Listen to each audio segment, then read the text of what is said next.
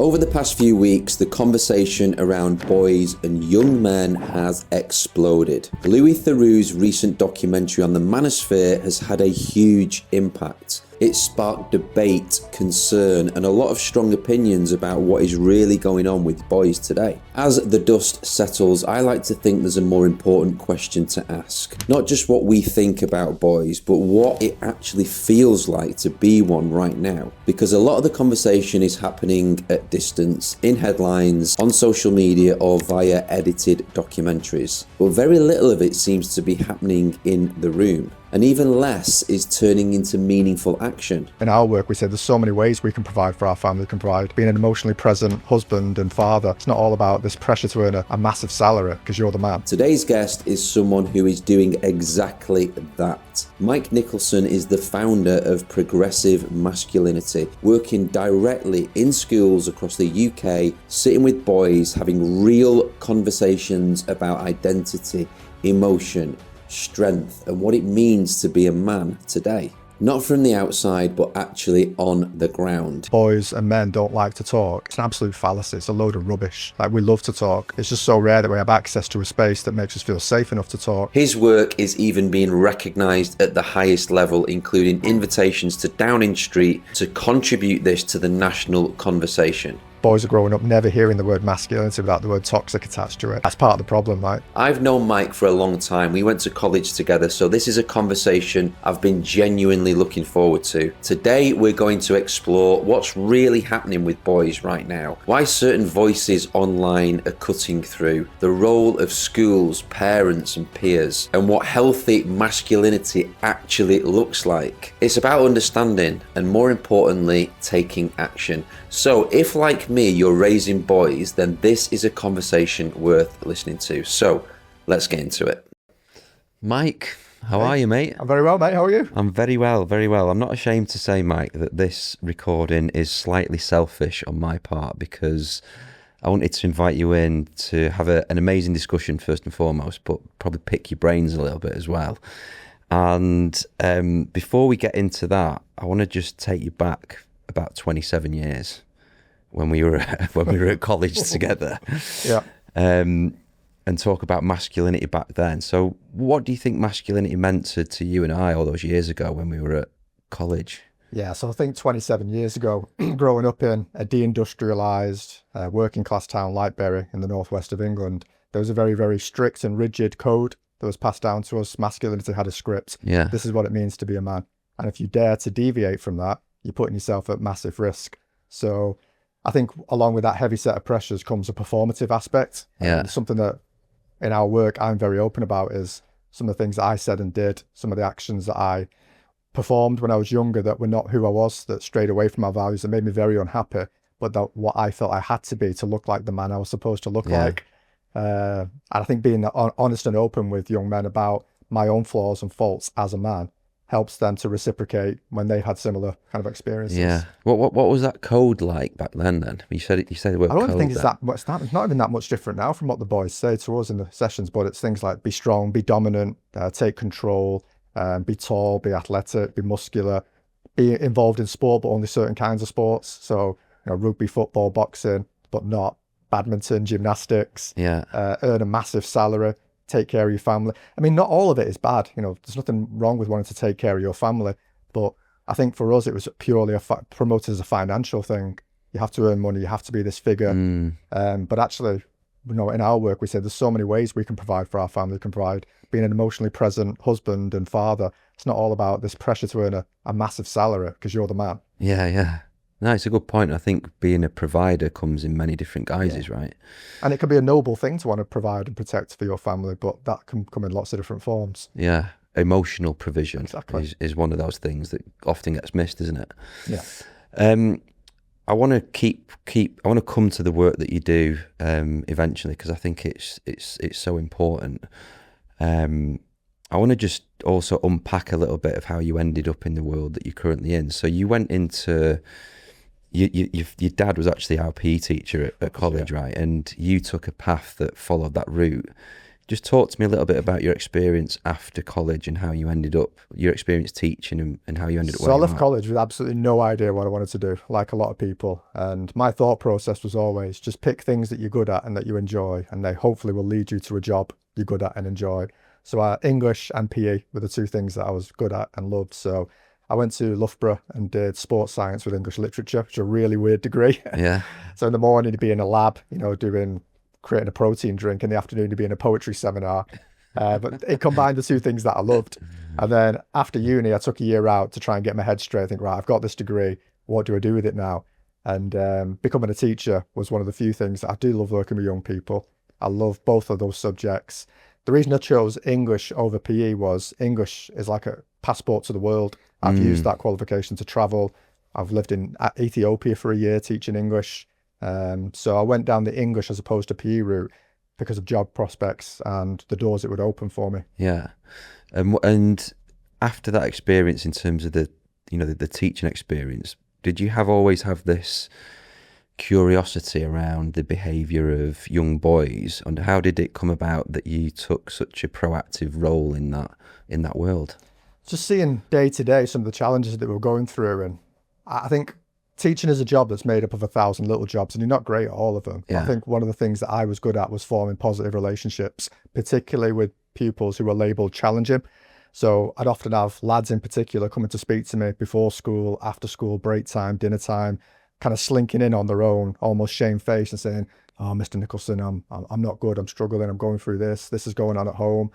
And it just made me realise this idea that boys and men don't like to talk it's an absolute fallacy. It's a load of rubbish. Like, we love to talk. It's just so rare that we have access to a space that makes us feel safe enough to talk. So I went to the head teacher 8 years ago and said, "Listen, these lads, you won't believe some of the stuff they're saying. Wouldn't it be great if we could put something on as a school where they realise that they're not on their own, they're not weak and soft, we're actually all struggling with similar stuff?" And he gave me a little bit of license then to start running some sessions. And it was really through that I became aware of the massive impact these spaces could have on boys and young. So the lads who were coming, their attendance was better, the behaviour was better, they were getting in less trouble, they were getting better grades, all because of this space that they had to access these thoughts and feelings that they'd only held privately. And what age were these lads at that point then, Mike, that were coming to you when you were teaching? Is this high school? So high school, yeah, high school was 11 to 16. I'd say mostly around year 9, 10. But when we started the work, we adapted it, we differentiated it. So we were working with the young lads, because obviously what you want to talk about, the 16-year-olds are asking some very different questions to the 11-year-olds. Yeah. And some of the stuff you don't want to be, you have to make it age appropriate.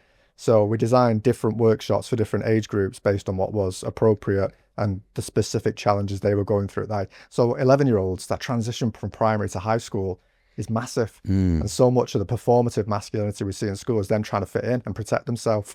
And you've gone from being the biggest thing in the little school to the tiniest thing in this massive school. What are you going to do? You're going to protect yourself. What does that look like? Engaging in high-risk behaviours, being aggressive to protect yourself, being rude, challenging authority figures. It's not who they are. They're trying to protect themselves and adopt this, what they see as a masculine kind of armour to help them through.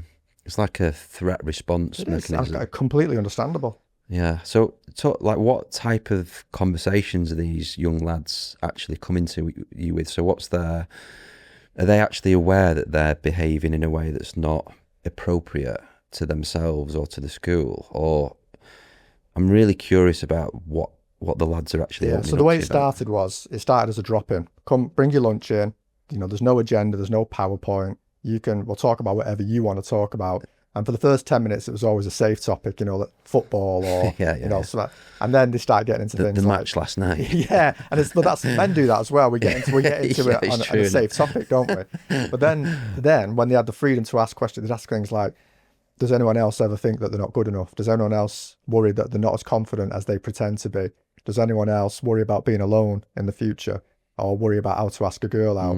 Does anyone else worry about mental health? And all these amazing questions would come out and we bounce them around the room and the lads would ask me. And obviously within the kind of realms of the safeguarding restrictions that we've got in schools, I was very open and honest about some of the struggles that I've been through. And just this feeling that they're not alone, they're not weak, they're not soft. That was kind of how it started. Then it became a more structured approach. We went in, looked at all the research. There's a massive amount of research in this area. There's loads of academics doing quality research on this. So taking that research and then putting it into a program. Yeah. And 7 years later, that's kind of where we are now. I mean, the interaction with girls is an interesting one, right? I don't know if this is true, by the way, but I heard a stat that was saying something like 51% of males aged between 18 and 24 have never asked a girl out face to face. Yeah. I mean, how does that manifest in the school environment? Are you seeing that type of challenge with young boys who are wanting to be masculine, and part of that is procreating, isn't it, and being and interacting with girls? Is that a big problem as well when you Yeah, I think something that was different from our day, there's a much more of a focus on things like boundaries and consent, and which is a good thing. Yeah. That's a really great thing. But I think in some ways we've gone too far, and we've scared a lot of, not just boys, the girls as well. We're scaring them.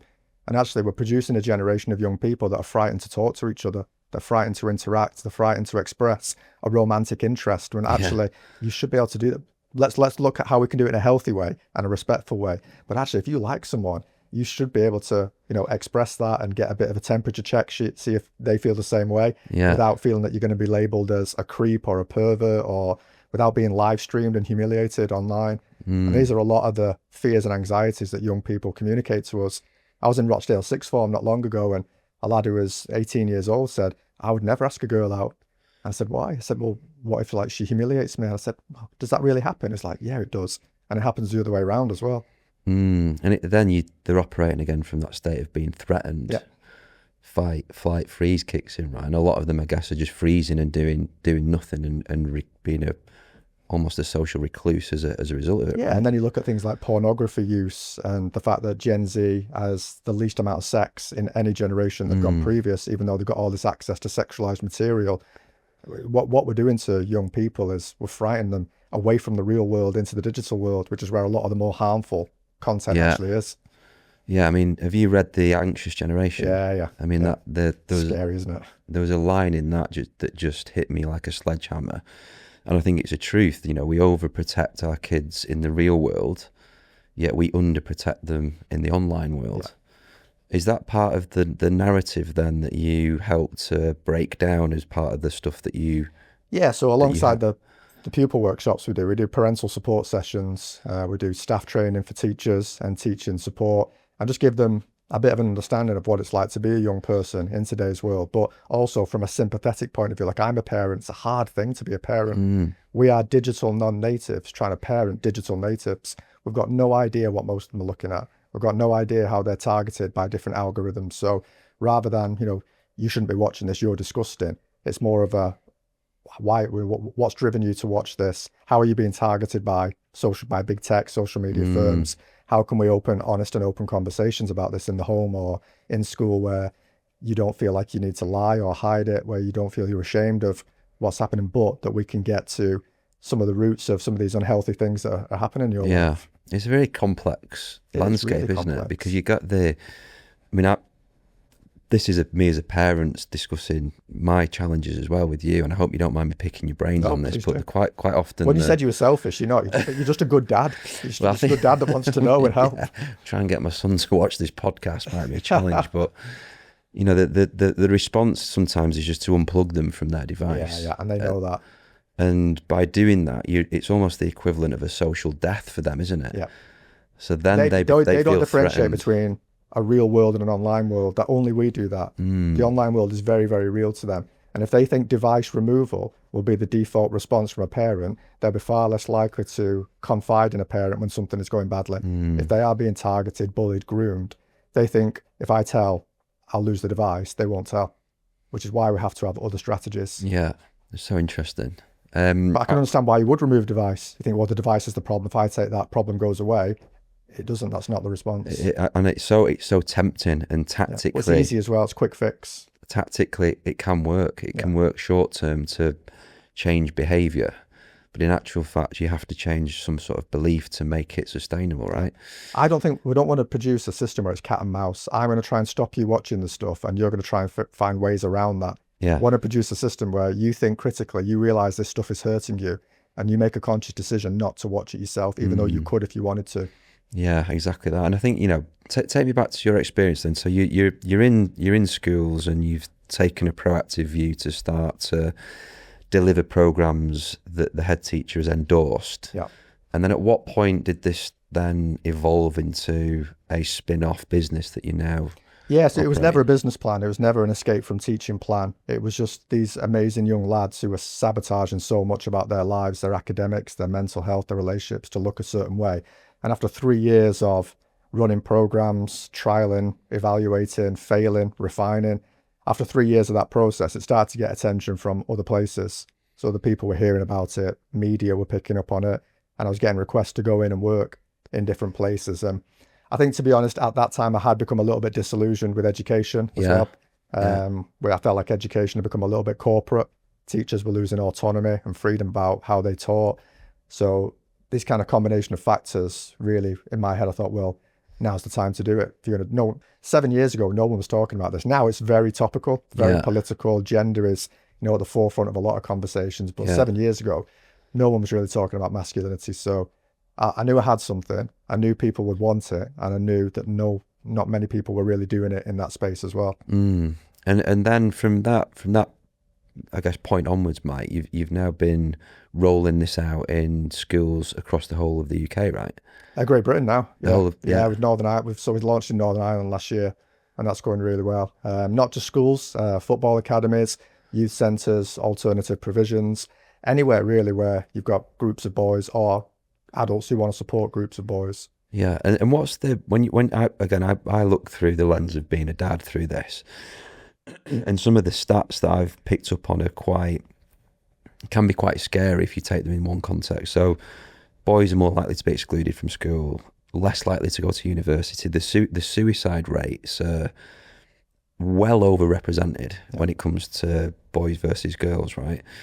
So homelessness, drug addiction, prison, there's a whole raft of male-dominated statistics like that. So when you look at that evidence, it doesn't make me panic, but it does make me think: is there something at the root cause that is going wrong? I mean, what's your perspective on that? Yeah, so we take a very upstream approach to this. At the moment, we're looking downstream at factors like homelessness, prison, addiction, suicide, education, and we're approaching them as if they're all in separate silos, as if they're mutually exclusive, and they're not. They're all connected, and what connects them is men. So we're trying to go upstream and ask questions like, what is it about the male experience in our society that produces those kind of outcomes? What is it about these constructions around masculinity? And not just for the boys, parents, business leaders, policymakers, these expectations of masculinity that are driving those kind of outcomes. So part of our work with the government at the moment is, how can we put a strategy in here upstream to actually mitigate a lot of these down, rather than trying to pull people out of the river all the time? How can we build a bridge up here so they never fall in that river? And that's a big part of our government work. How did that come about then? So you've gone from teaching to setting up a progressive. The business is called Progressive Masculinity, which is delivering programs in not just in schools but in other areas where there's high volume of young boys. Alternative. What did you call it? Alternative provision. As well. At what point do you get on the radar of the government, and what does that work look like? I think when you start going national, so when you're invited to national conferences, international conferences, when you're featured in the media, so we've been in BBC, Channel 4, ITV, have all done features on our work, then you start getting on the radar of policymakers. Yeah. So for the last 12 months, we've been invited to be consultants for the government to help shape national policies. And the only reason I said yes to that is because when they approached me, they said, how can we have conversations? How can we create spaces for conversations with young men where they don't feel like they're being framed as potential perpetrators? The only reason I said yes is because they were approaching it from that angle. If they said, how can we prevent toxic masculinity? I'd have said, right, see you later. Yeah.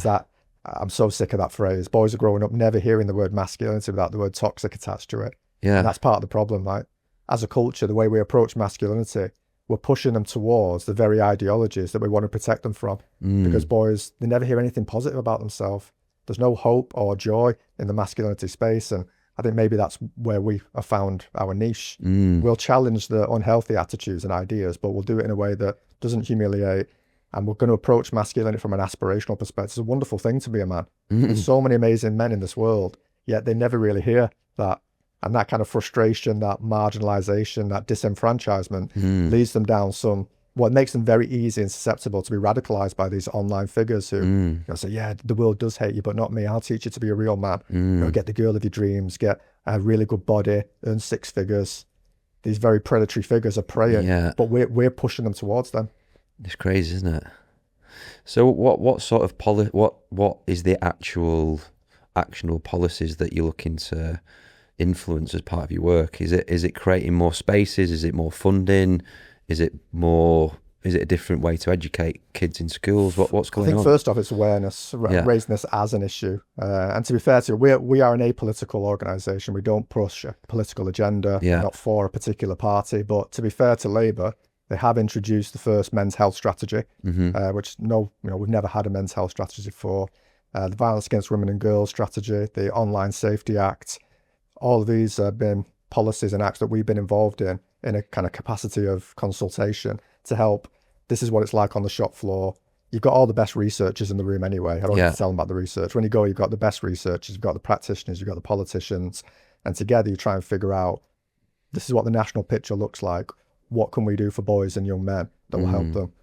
And how do you feel that work, that are you like the conduit between what's actually happening in the shop floor, in the real world? Yeah, because to be fair, academics and researchers, as amazing as they are, they don't tend to spend a lot of time with the boys, and that's, as practitioners, that's our MO. That's what we do. It is, and I guess it's difficult when it's a topic like this, and you're doing amazing work, Mike, to even get young boys and create the space for them to be able to communicate. But then, I guess translating that work into something that is meaningful through that hierarchy of policymakers must be a challenge, right? It is a challenge, and you're pushing against a lot of closed doors, a lot of beliefs that have been intergenerationally passed down and embedded for, God knows how many years. But I think actually working with boys and young men is amazing. But if you can work with parents, teachers, policymakers, that actually has a bigger impact. If I work with one group of boys, great for them. But if I work with a group of teachers, how many boys do they then influence? So actually, the adult-based work, the systemic work, the policy-based work is far more impactful than the pupil workshops in a way. Yeah. I want to, one of the things that you said to me yesterday really struck a chord. You said everybody talks about them, but nobody talks with them. Yeah. So, and you said it off camera as well earlier about, bringing the voice of the boys into this work. Yeah. Why are boys subject to the debate so much, but they're not necessarily always involved in it? I think there's this assumption that they don't know why they're struggling. They don't know why they're behaving this way. They feel they're not given the respect and kind of stage time or airtime to voice their opinions. And actually, when you sit down with them, a lot of their opinions and their concerns, they're very, very valid. They're acutely aware of what's going on around them in the world. They know that they're going into a very difficult job market. They know that being a first-time buyer of a house is borderline impossible for the vast majority of them. The world around them that they feel like they're going into is quite bleak and dark, and not a lot of people are sitting down with them and saying, actually, that's only one way to look at it, and I'll listen to your concerns, but actually there's a much more optimistic way to look at this, and I'm an employer, I'd employ you. There's always going to be a need for hardworking, decent young people, and I think that's what one of the major frustrations is. Like you said, everyone talks about them up here, but nobody talks with them. When you talk with them, when you create that space that's non-judgmental and safe, what they say, you're like, oh my God, we should have been listening. We should have been listening to you for years. Yeah. And actually, you should be in the room when these policies are being designed. It's crazy, isn't it? And that's a big part of what we do. Like we said, well, listen, we're working all over Great Britain in independent, public, state, rural, inner city, and we're hearing the same stuff everywhere. There's not one particular type of boy or type of school that's struggling with this. It's all across the board, and this is what we're hearing. I think it's important to take that into consideration. And if you were to take almost like a temperature check of the attitude and the belief systems of the young boys in the UK in this day and age, you talk a lot about having an optimistic view around masculinity and the positive nature of it. Yeah. And I think you're right when you say that specifically, in the last few years, it seems that masculinity has almost always been attached to toxic masculinity. So do you feel as though there is an optimistic view of the world amongst young boys, or do you think that actually the grand scheme of things, there's a bit of a negative underbelly there in terms of their prospects to flourish in the modern world. No, I think there's pessimism is far more prevalent than optimism. I mean, even if when you say we're going to talk about masculinity today, you just look at the body language, you know, they'll lean back, they'll be the arms for, here we go, I'm going to get attacked again. Yeah. I'm going to get told how wrong I am and how I've got to be nicer to people. It's really sad, but we've created a culture where boys expect to hate a conversation about masculinity because they've learned in their young lives that it tends to be deficit driven. It's broken, it's toxic, it needs fixing. And we're coming in with this, actually, no, it's a wonderful thing to be a man, lads. And yeah, there's some stuff that maybe we need to challenge and reevaluate, but actually, this is about what kind of man you want to be. And one of our favorite kind of mantras is that there's 4 billion different ways to be a man. Yeah. There's 4 billion different men in this world. Yeah. I am not here to teach you how to be a man. Like, how arrogant, who am I to teach anyone? I'm still struggling with a lot of it myself. You're not the only one. I'm also trying to figure out what does it mean to be a good dad, a good husband. You know, now that I'm a middle-aged man, how am I different as I was as a young man? And I've got all these kind of worries and anxieties that I'm still trying to work through. So, but is that not part of it then? Of course it is. It's part of it. But having the space to openly talk about it rather than just keep it in here, that's what's important, isn't it? And we have this values-based approach where we say, I'm not going to teach you how to be a man. I'm going to want to give you the space to design this wonderful man, friend, partner, father that you want to be, that can be different to everyone else. My job is to remove the barriers and help you build this man. What does he look like? How does he act? What does he do? And then by the end of it, you've got a kind of aspirational view of this man you want to be. That's amazing. So it's almost like there's an element of identity creation going on there with the young boys. So let's challenge this narrow script that we've been handed down to us. Let's break it and let's build individually with our help something personalized for you. And what do you talk there about the fact that there's no necessarily, I'm not going to tell you how to be a man in this work. That's not how this is going to. No. This is not my job. It's not imposing or dictating. But there must be an element of provision, of an element of guidance or support. And you spoke about maybe there's not codes or it's not a blueprint, but what is it that you're actually providing the young boys to help them go through that process of building an identity which is positive around masculinity and it's something to be proud of? How do you actually get this out of them? The first step's critical thinking. Have you ever actually engaged with this? Yeah. It's like you said a minute ago, like everyone is always telling boys what it means to be a man. Everywhere they turn, someone's telling them what it means to be a man. We can take little bits of inspiration from people, but actually think critically about you. Think about your core values and then think about what kind of masculinity you can build around those core values. So, I mean, our program's 2 days long. It's pretty intense. And we go through all these different areas, emotional literacy, gender allyship, masculinity in a digital world, hopes and aspirations for the future. And it's all about this construction process through critical thinking, critically engage with your masculine identity. Don't worry about the pressures. Don't worry about what you've been told you have to do. What kind of man do you want to be? And the responses are absolutely phenomenal. Like we've had teachers observing at the back room in tears, listening to lads who are on the verge of permanent exclusion, saying what kind of dad they want to be because they never had that kind of dad in their lives. And they also have this complete freedom to ask whatever they want.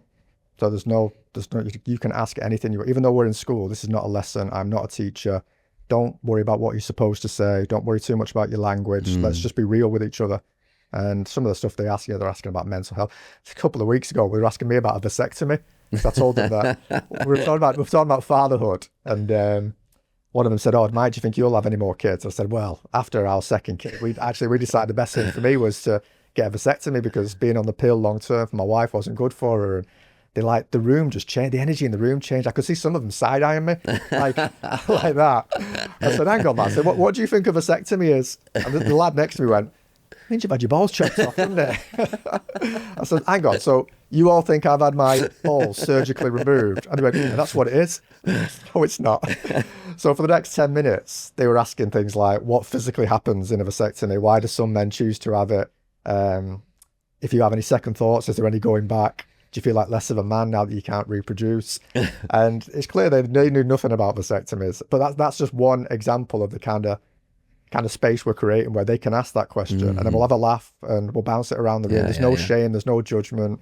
And that's kind of what they're desperate for, right? Yeah.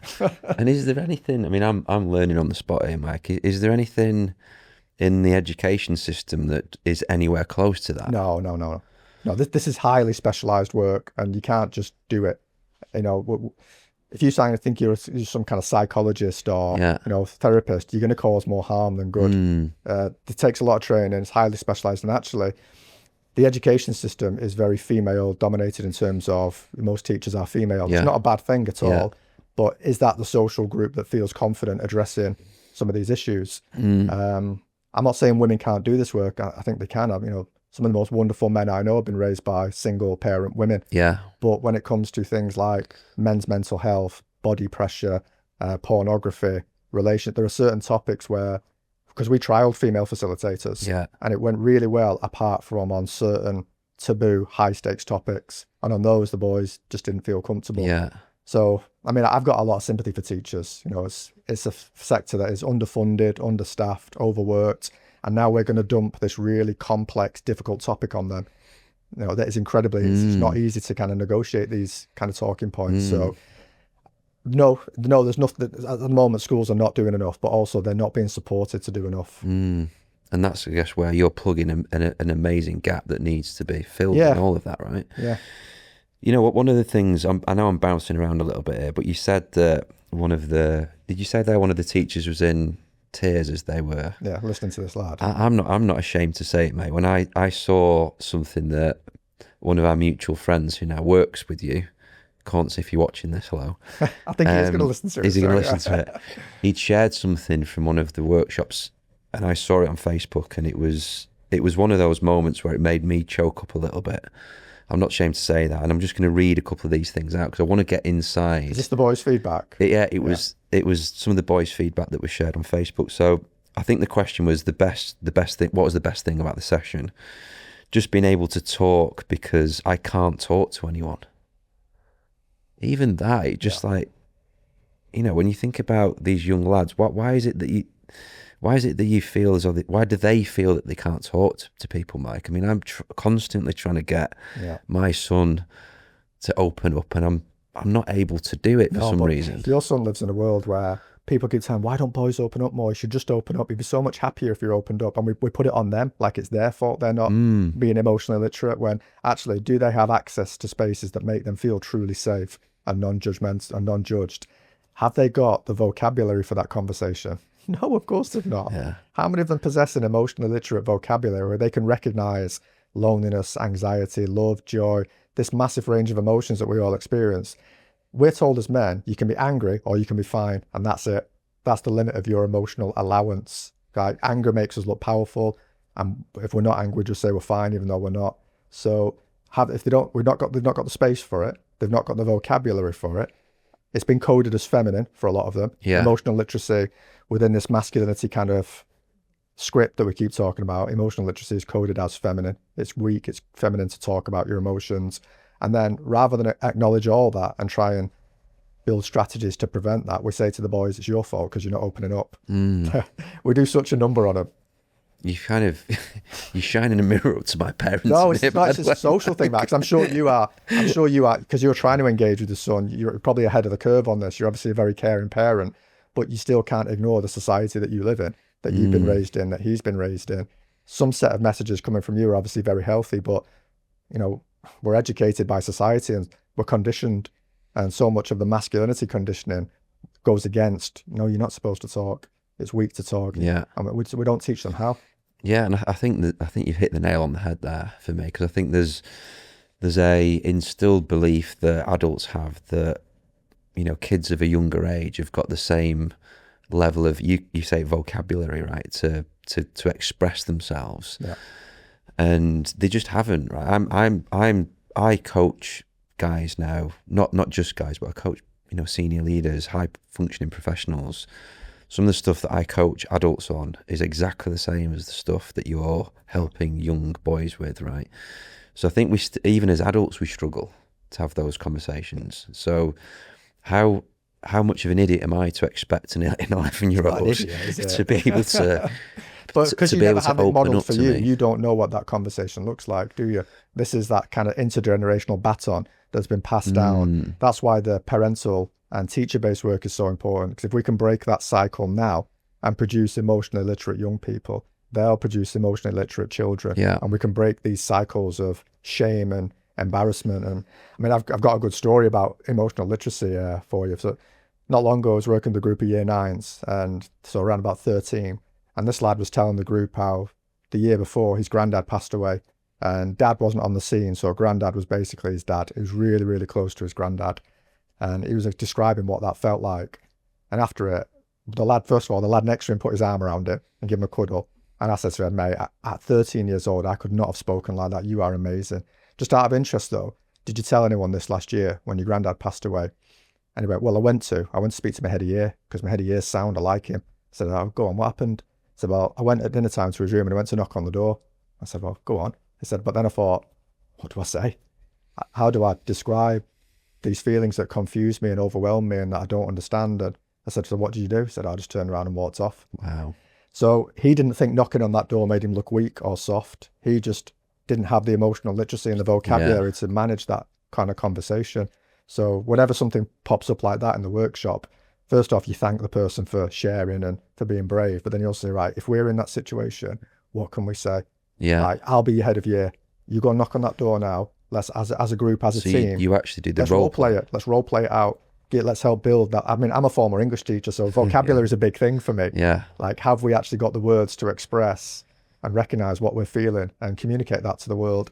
So but all the boys were helping us. Oh, John, you could say this. So there's actual communication advice given in the sessions as well. Vocabulary building, emotion, but it's kind of team working together. And again, this idea that boys and men don't like to talk. When you create the space, they're so supportive of each other. I've never had a workshop where lads laughed at each other or put each other down or took it outside the workshop and used it, as material against it. It just doesn't happen. And was that something that you thought might happen?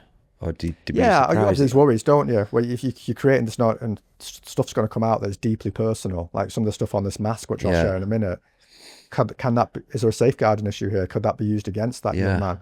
That's why nothing that is shared in our workshops is compulsory. It's purely voluntary. If you want to sit back and say nothing for 2 days, you absolutely can do that. Yeah. I mean, it never happens, but everything is on your terms. It's my job to make you feel safe, to establish a sense of trust, a positive relationship. But we always do say to them, listen, we are a team. We're in this together.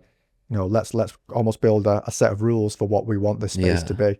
And part of it is not judging each other, not using it against each other. But I'll be honest, I don't even think we need to say it because I've never seen it. I think it's inbuilt naturally to the lads that when a boy is brave enough to be vulnerable, that what you do is support him and you don't take the mick out of it. So, I mean, it's cliche, isn't it? Well, there's such a strength to be able to open yourself up emotionally and be vulnerable. But I've got this aspirational approach to masculinity. One of the best things about being a man is how fiercely loyal we are to the people that we care about. Yeah. And that loyalty, you see it in the group. Yeah. Like, there's this massive, especially when they start taking risks and being vulnerable, there's this massive sense of brotherhood. Yeah. And that's something that we were like, let's build on this. Like, we are a team. And then you're going to go out and you're going to work with another lad in the school and you're going to be like his big brother and he's going to come to you and you're going to share with him. If you think about it, I mean, when I think about masculinity, being a protector and a provider is a big part of that. And I think sometimes the default position is that means protector of your family, but actually for your friendship group as well, right?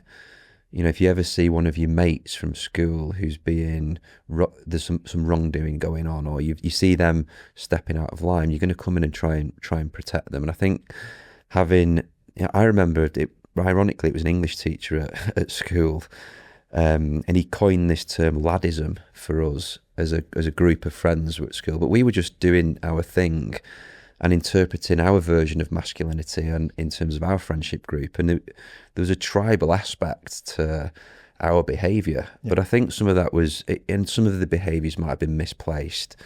But in actual fact, it created this unrelenting bond of loyalty, which still lives and breathes today. We're 43 years old, and the set of lads that I still have as my closest friends we've been loyal with each other for 30-40 years, and I just the work that you're doing seems to be a breeding ground for that element as well, to bring kids together. And what does healthy masculine culture look like? What does healthy friendship look like? Part of it is we should be able to challenge each other. Exactly. You can't say to your mate, I've known you a long time 100%. You're a good guy, but you were out of line there. You crossed a lot. You're better than that. If you can't say that to your mate, there's something wrong with that friendship.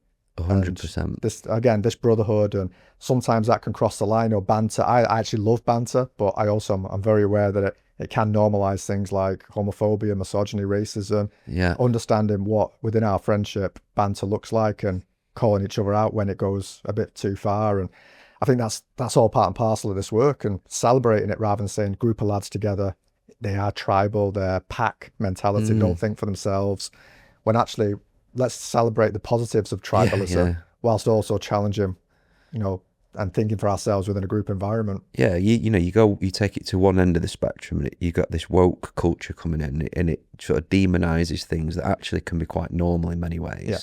What's the thing? Like, a lot of people say, like, we need to get rid of banter. Like, they don't understand how important banter is to men. And it's a way for us to connect. We often raise socially difficult or awkward topics safely through banter, but also I am aware that it can hide sins. So rather than that quick fix, let's ban banter. No, let's critically engage with it. Let's separate the banter that is consistent with our values, those values you picked, with those that cross it. And how can I teach you to safely challenge your mate when your mate does cross the line? Yeah, and there's something really endearing, isn't there, about being able to have such a trusting, close relationship with someone where you can banter or tease them to a degree, whereby it might create a little bit of an emotional response in them, but actually it's doing the job that it's supposed to do, which is draw attention to something that might need to change in the future, right? Yeah, and I was talking to one of my friends the other day about how good our friendship group has always been at grounding each other. If someone's getting a bit, a bit arrogant, or they think there's something they're not, they're going beyond what we as friends think is appropriate. We've always been very good at, but then we've also been very good at when a lad is struggling, when he's not believing in himself, when things have been difficult, a divorce or a loss of a loved one. We've always been very good at rallying around that lad as well and picking him up. Take me back into the room then, Mike. I've got another comment here which I saw on Facebook. So it's okay for boys and men to show their feelings without feeling ashamed. That was more feedback in terms of the stuff in the room. Do you think there is this notion of lads feeling ashamed about themselves, and how is that showing up in the work that you do? Yeah, so anything that deviates from that unwritten guy code that we mentioned earlier, be strong, be dominant, all that kind of stuff, anything that deviates from that automatically carries with it a sense of shame, because you are moving away from what society has told you it means to be a successful man. So a sense of shame, a sense of self-loathing. Psychologists have a term they call masculine discrepancy stress. Masculine discrepancy stress are the feelings of internalized shame that we experience when we don't believe we're living up to the very rigid gender expectations of us. Wow. So these lads have an impression of what society has told them they're supposed to be as a man. They have an impression of what they are. And then this discrepancy in the middle, this gap, creates all this kind of pressure. And then one of the ways that they'll seek to compensate for that pressure is by proving themselves. So being overly aggressive, challenging authority figures, being rude to women. Again, it's not who they are. It's making them really unhappy, but it's what they think they've got to be the man they're supposed to be. And again, that's this upstream impact. If we can make them comfortable with who they are, engage with who they want to be as a man, they don't default to those kind of behaviors because they don't need to prove themselves. Yeah. And is the gap there then that the society's expectations are just completely wrong at the minute, and the expectations are being set by, I guess, whatever information the young boys are being subject to? There's 1,000 socio-cultural influences that surround you growing up that reinforce these views of masculinity. You can go back to the toys that boys are encouraged to play with, the games that we're encouraged to play with, the sports that we're kind of encouraged to. They all promote. And I'm not saying don't buy your kids, a gun or a bow. I'm not saying that. What I'm saying is just look at a pattern and a picture. It does revolve around aggression, dominance, control. And then it's no wonder. But when you ask the boys, where did you get this idea of masculinity from? They don't know. And the reason they don't know is because they've got it from everywhere around them. And so it's hard to pinpoint where it actually came from. Yeah. I mean, I did a little exercise with Ralph last night and just asked him what he thought it meant to be a young boy. And he really struggled, actually. Yeah. He said strong. Which is nothing wrong with that. I know, and I pressed him a little bit. What does strong look like? Yeah, when I pressed him a little bit, he was tired, to be fair to him. He said, physically strong was the thing that came through. And again, absolutely nothing wrong with that. But the level of insight that you seem to be able to draw out of these young boys, who goes way beyond that. There's much more meaning to it, right? Yeah. Yeah, so if you take physicality, like wanting to go to the gym or play sport, sport was such a massive part of my life and you as well.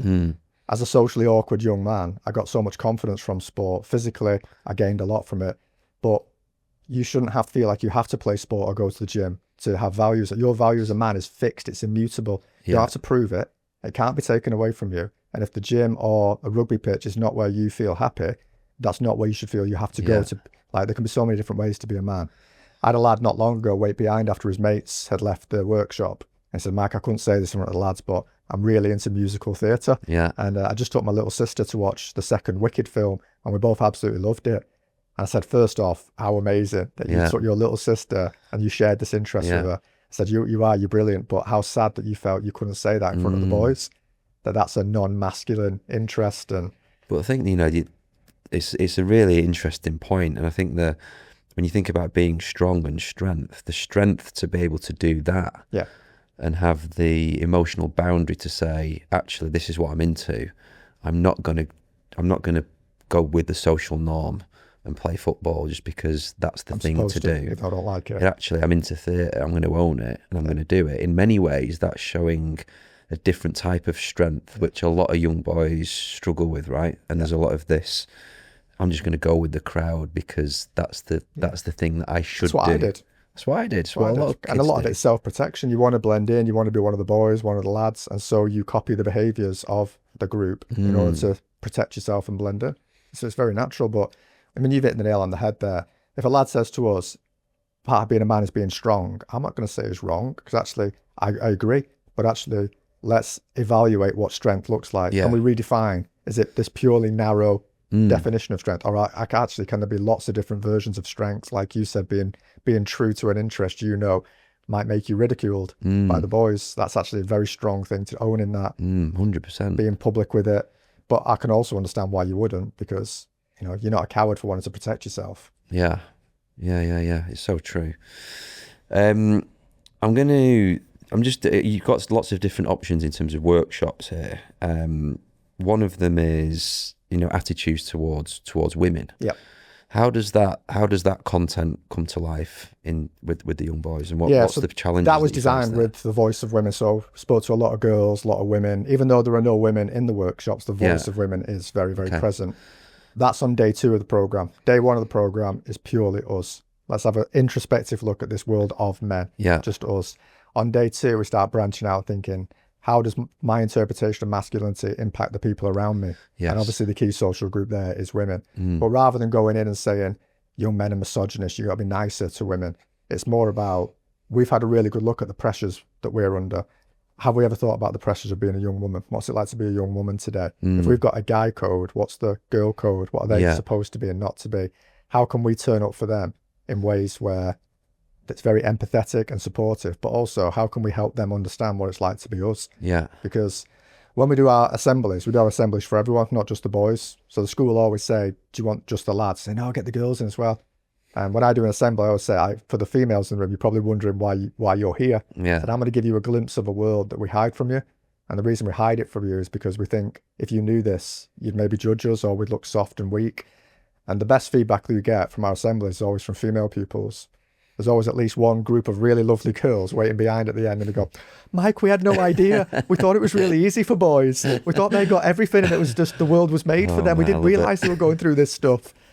So it's that building empathy on both sides. That's what the allyship is. It's not like, you need to be nicer to women and, you're all misogynist. They're fed up with that. Like, they're not misogynists. Some of them have, some unhealthy attitudes and views. Some of them, not all. And let's unpick that. But actually, let's look at what it's like to be them and how we can turn up for them. But let's look at how we can show them what it's like to be us so they can turn up for us. That's amazing, man. I think I guess you're able to see the impact of the work that you have during the sessions, and due to the sharing that these young lads are able to express. Are you able to then sort of translate all that into actual impact, and how is it affecting the way that they behave, show up, the results that they're getting in school, or are they able to hit goals that they've set outside of what they might have done previously? Are you going to that level in terms of level? Yeah, I mean, judging impact is a massive part of what we do. Obviously, we're a social and emotional learning program, and it's notoriously difficult to produce data for social and emotional learning. So the two sets of data we've got the qualitative data, which you've been reading out there. Lads who you wouldn't expect to say the kind of things that they're saying are coming out and saying, I thought I'd hate it, but I really enjoyed it. Yeah. No one's ever spoken to me like that before. So that's data. That's massive. We've got artifacts like this, which I'll read in a minute, of data. But then we've also got quantitative data. So we've had partnerships with schools and trusts where we've said, can you provide us with anonymized data for safeguarding reasons that show the impact? And what we've got is data that shows from the 4 weeks before the programme to 4 weeks after the programme, attendance is up, exclusions are down, behaviour points are down, and rewards or house points, whatever the school has, have gone up. Now, whether that continues is dependent upon how the school follow it up. We'll give the school a package of resources and say that was the start. Now you've got these 12 boys who are trained up, who are really on board. Let's use those 12 boys to impact the culture. Let's drive that change from within, because these lads are influential. Let's get them peer mentoring or running extracurricular clubs and supporting the other boys with this. And that is how we can change a culture. It's amazing. So talk to me about how you've got these cultural architects within the school who are year 10s, year 11 boys. Are you then helping and prescribing them things to do to gather younger so kids and bring them on board? There's different pathways, and you get to choose your pathway. Not all of your crowds will be peer mentors. You might have the confidence, you might not want to do that. You might create a PSHE lesson that the teachers then deliver. So we've had several mentions in Ofsted reports where Ofsted have come in and a teacher has been delivering a lesson that one of the boys created. Like on male body pressure. Nobody talks about male body pressure for young lads. And it was actually mentioned in the Ofsted report. We've got things like running extracurricular clubs, being an assistant manager of a football team. There's all these different pathways where you choose the one you think is best for you. And you go and carry the messages that we've been working on to the boys in those environments. Amazing. Talk to us about these masks then. So the mask activity is we do this activity when the boys have got a kind of positive relationship, when we've earned that sense of trust, and it's all about this performative nature of masculinity, what we show versus what we hide. So it's called the mask you live in. Our facilitator will always go first. So I do my mask. I say these are things that I show. These are things that I hide, just to make them feel psychologically safe, to kind of reciprocate. So the two masks that I brought in for you today, the reason why I've chosen these ones are, first off, we've got consent to share these. All the safeguarding's been followed. But secondly, these masks are really typical of what we see every day. Like, you guys and the people listening were probably quite shocked when you hear these, that unfortunately these are not shocking, these are standard. Most boys write something very similar. What age are the... So I've got a 10-year-old and a 15-year-old. So year 6 and year 10. So the 10-year-old on the outside of his mask said he's not bothered about anything. He's got aura. 10 years old. Aura is spelled O-R-A, which makes it even cuter. He's happy, he's confident, he's got nothing on his mind. Same lad on the inside of his mask, 10 years old. No confidence, I'm dumb. ADHD, always angry, always upset. 10 years old. And he's figured out he has to hide that to have any respect by the age of 10. So this lad's 15. On the outside of his mask, he said, sporty, strong, popular, alpha, funny, clown, and not bothered by anything. On the inside, he's put height and weight, so some body insecurities. Family, always arguing. I'm always angry. I don't know what I'm going to do in the future. I'm sad, but I hide it.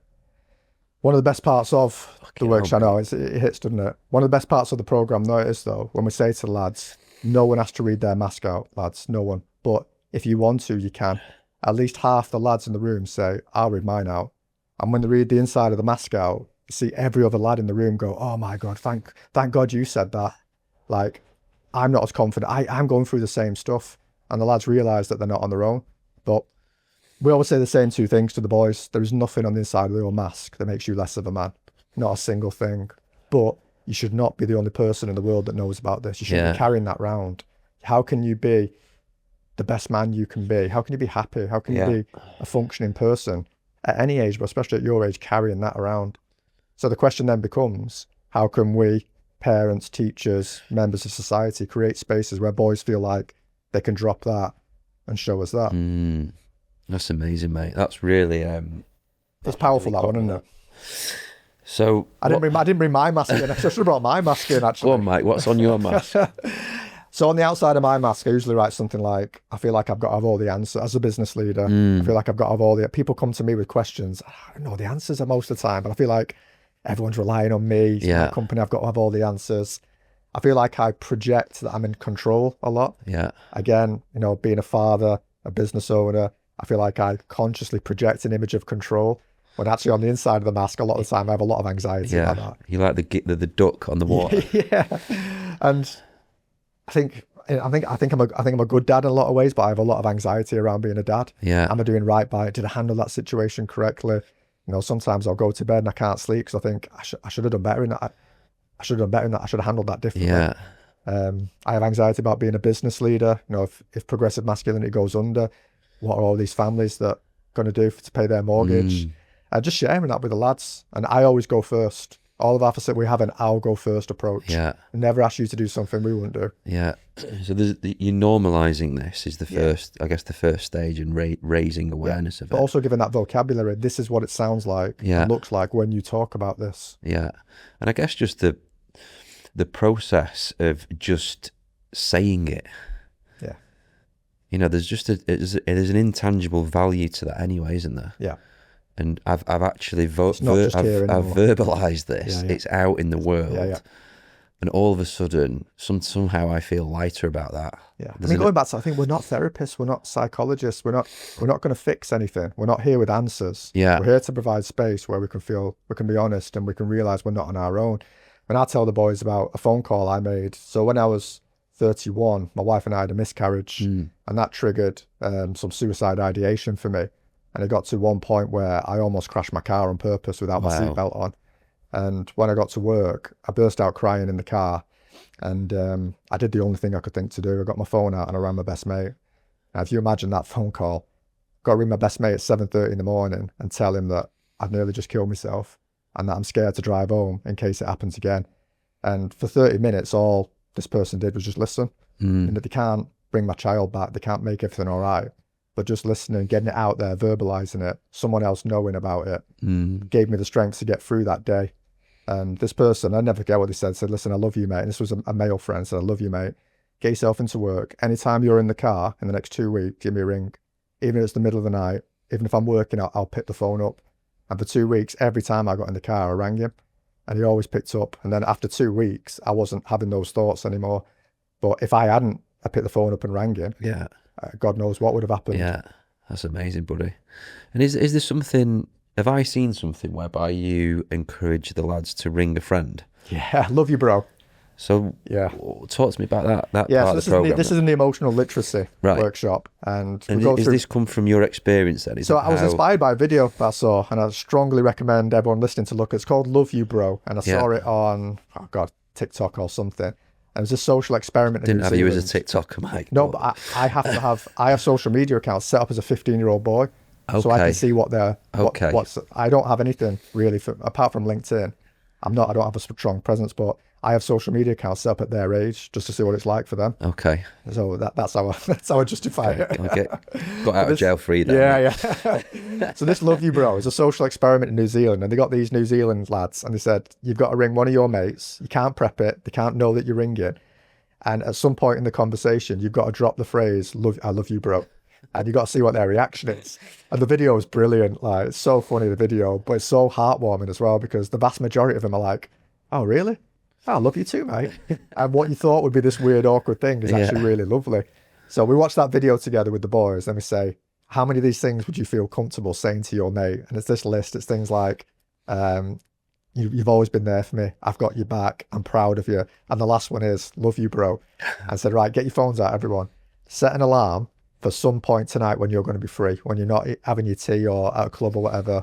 And when your alarm goes off, you've got to ring one of your mates, preferably someone who's been through a tough time, and you've got to say any of those things that you feel comfortable with. It's not homework. If you don't do it, it's fine. But day 2, first thing we'll do, we'll have a chat. Who made the call? What was it like? How did it feel?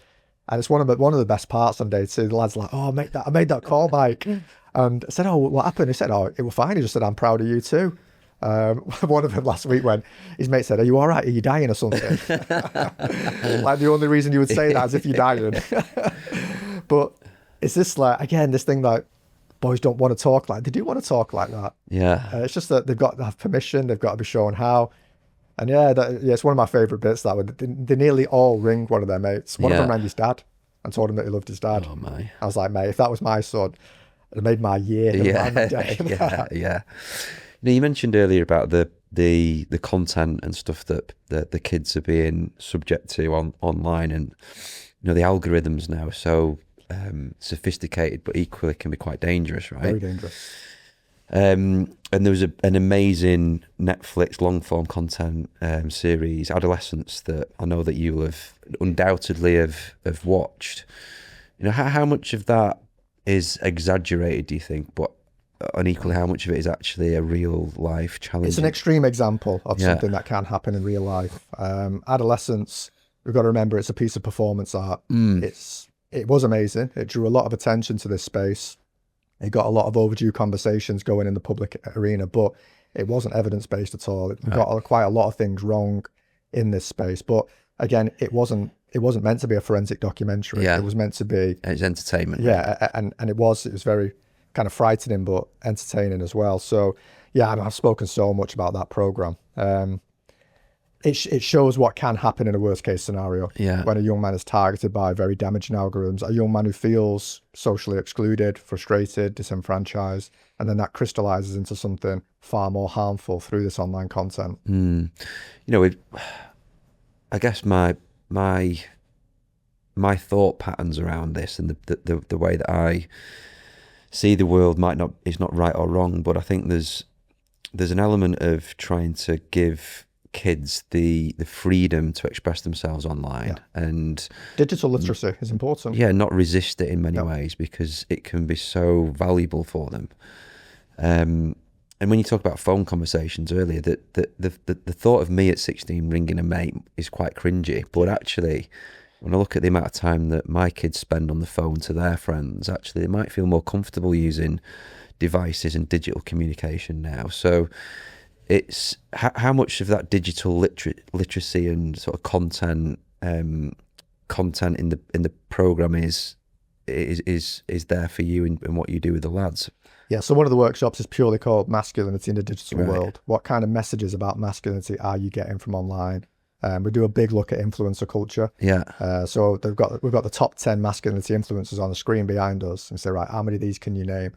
And the average score is about 7 out of 10. The top 10 masculinity-based influence. So Andrew Tate is not on there, by the way. Right. Andrew Tate's influence waned years ago. Like, it's a bit of a joke amongst young people. Who would be on there? I'll give you some names in a minute, but it's a bit of a joke amongst young people that only adults talk about Andrew Tate. Really? It's like a granddad to them. Like they laugh about it. Like, so Andrew Tate's not on there at all. So you have people like Aidan Ross, Hamza Ahmed, I Show Speed, Matthew Hyman, who's a pickup artist. We try and hit all these different pockets of influence. So masculinity influencer culture is a buyer's market. It's absolutely flooded with masculinity bros, masculinity experts, and they're are they actually badged as? Yeah, that's how they sell themselves. Right. Yeah, and you've got things like masculinity and dating, masculinity and finance, masculinity and gaming. There's all these niche areas. So we choose masculinity-based influencers from all these different areas. Say, right, how many can you name? Average is about 7 out of 10 in secondary school. And the reason for that is that kind of content is algorithmically pushed onto boys. Even if you don't go searching for it, they will find you. And this is a big part of our work. So it's not even reserving content that they've seeked out. It's based on their age profile. Yeah, to show you a bit of research. So Professor Debbie Ging at the University of Dublin is one of the leading manosphere researchers. Last year, her team got 10 smartphones. And every single smartphone, they created 5 social media accounts, all from the point of view of a young person. Yeah. So they've got 50 social media accounts from 14, 15, 17-year-olds. What they found was that every single male identified account, whether they looked for it or not, was recommended anti-feminist, masculinist, and extremist content. And if they showed any interest, even just curiosity, clicking on it once, the amount that they were recommended increased rapidly. So just jumping over on the girls' side as well, they found that girls were being targeted by beauty trends from the early 2000s, things like size 0, thigh gap, tradwife trend. Both of our genders are being targeted by some really sickening stuff. And part of our work with the government on the Online Safety Act is, why are you not making big tech responsible for this? It's crazy. These algorithms are designed, they're not naturally occurring. They've been designed this way. And big tech are profiting from that kind of, from platforming that kind of content. The problem that you've got is, and I was very naive about this a year ago, is that big tech are extraordinarily powerful as a lobby group. They wield unbelievable influence. So the Online Safety Act, the first part of it came in over the summer, and it's coming in 3 parts. The first part required age verification for pornography. Yeah. So to get onto a pornography website in the UK now, you have to prove that you're 18 or over. Yeah. Which sounds great, but actually it's a hollow policy, because every boy that we spoke to 3 months before that policy came in, they were saying, oh, you just download this VPN and it makes you look like you're in Holland. There's a route around it. But the government know that. Researchers were telling them that. We were telling them that. So it's just a performative policy. They brought in a policy that on the surface, the government is finally doing something. They're stopping, this dangerous pornography being shown. But actually, they're still appeasing big tech, because they know that 90% of people find a way around it very easily. And these hollow policies are part of the problem. I mean, that's scary in many ways, isn't it? I mean, so what's the... I mean, one answer is Australia obviously banned social media for, but that feels like the extreme. Feels like a 19th century solution to a 21st century problem. So you're coming at it from a point of education on the ground and just raising the level of awareness and standards, whilst also making them responsible. Yeah, so I think if you give me 2 binary options, unrestricted access, which we've got at the moment, or a complete ban, I would choose a complete ban just from the safety aspect. Yeah. But surely we're clever enough to work out a third option. Yeah. Where we protect them against the harmful content, but we raise digitally literate young people who are critical thinkers. And are we on that path, mate? No. I think everyone's looking at Australia. And to be honest, some of the data coming out of Australia is positive in terms of, but also we're seeing that a lot of these influencers and this unhealthy content is transitioning to unregulated platforms. So they're still getting to see it. And it's also created a black market for adult accounts. Right. People to sell an adult account to a young person so they can still access it. Yeah. So there's a lot of things to work out with this. But again, I'm glad the government are taking steps towards it. Yeah. To me, an outright ban feels like the better of those 2 options. But if we can work out a third option, that's where we would be. Yeah, okay. I'm gonna finish on a selfish note. Stop if saying that's that. all right. You're not selfish at all. So I want to ask you one thing that parents should be doing this week, specifically if you've got an 11-year-old son. Is there any advice that you could give a parent who is wanting to take some of the learnings that you've got from this space and implement something at home to make it an environment where we can get conversation going? Yeah, so first off, I think, again, I'm coming at it from a very sympathetic view as a parent myself. As parents, we often feel like we have to be these pillars of strength and model, control and discipline. But part of modeling is also modeling the other things, anxiety and insecurity. And I mean, I'm not a perfect parent by any stretch of the imagination, but I did have a bit of a breakthrough with Owen recently. Yeah. I was driving into a swimming lesson, and the week before, I'd been telling him about how I felt a lot overwhelmed at the moment. And he said, what does overwhelm mean? I said, there's so many things to do. I don't know where to start. I feel like it's building up on me, feeling quite heavy and weighed down by it, and I don't even know where to start. And he kind of like took it in a bit and didn't say anything. But then the week after, he went, Daddy, I feel really overwhelmed at the moment. I said, oh, he's only 8. I said, go on, what's overwhelming you? He said, at playtime, I had to decide who to play with, but also I had to eat, did I find time to eat my lunch at the same time? And it just all got on top of me.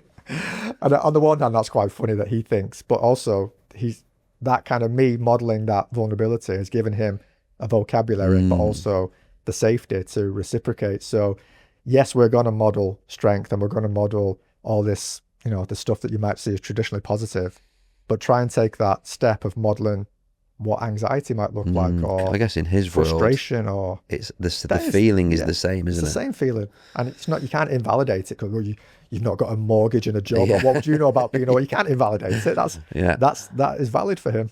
Yeah. So I would say first step, try and model emotional literacy that you haven't already modeled. Yeah, that's a really good point. But also, if we can debate this as well, lads hate talking straight after school and at the dinner table. They hate it. Yeah, they say to us, I get picked up and say, how was your day? I just done a day at school. I don't want to talk about it. After football, after exercise, when the endorphins are going. You know your son better than anyone. Try and figure out a place where he feels safest. A lot of the time it's in the car seat behind you, where it's not face to face. Or with me and Owen, it's when we're side to side playing Mario Kart. Yeah. Because he feels safe and it's not face to face, or Yeah. there's an activity around it. Yeah. So try and figure out where your son feels safest, and Yeah. that's the time then to gently engage in that conversation, rather than straight out of the school gate or at the dinner table where you're all face to face. And it feels high stakes and intimidating. Yeah, it does. Yeah. You might have already answered this one, but I'm going to ask it you anyway. How to respond to a boy when they say, "I'm fine, nothing is worrying me, I have no questions." When you know, Mike, you know that there is stuff. Maybe it's the stuff on the inside of the mask. Yeah. Maybe it's stuff that they don't have the vocabulary to communicate properly. But how do we respond to that? I'm fine. Don't see them as some kind of safe to crack. You know, like, I know you're not all right and I need to get to the bottom of this, because it'll just be push and pull. I'm going to protect myself and you're going to try and get on the inside. All you can do, and this is a little bit frustrating because it takes patience, constantly create the environment and let them come to you. They will come to you when they feel they're ready, when they feel that the environment is right, when you've modeled, when you've taken that risk, when you've established a place where they feel comfortable. I get the frustration, because when you know your kid's not all right, you want to jump in and fix it, don't you? But that solution-based thinking can be very dangerous when it comes to emotional development. There's a lot of patience involved. Constantly create opportunities, constantly create the environment, wait for them to come to you. Yeah. On that point, I'm going to just thank you, mate, for your time. And I think you've been very generous with your time. And I think it's a pleasure, mate. Thank you for the invitation. It's been lovely to catch up as well. It has. And you've been, I think the work that you're doing, Mike, is just incredible. And I never thought I'd get teary in a conversation on camera, but I think, bringing the mask was a great move as well. And if anyone's listening, get in contact with Mike if you've got any questions about progressive masculinity, because the work is just incredible. Thank you, mate. No, mate. Thank you for having me. Loved it.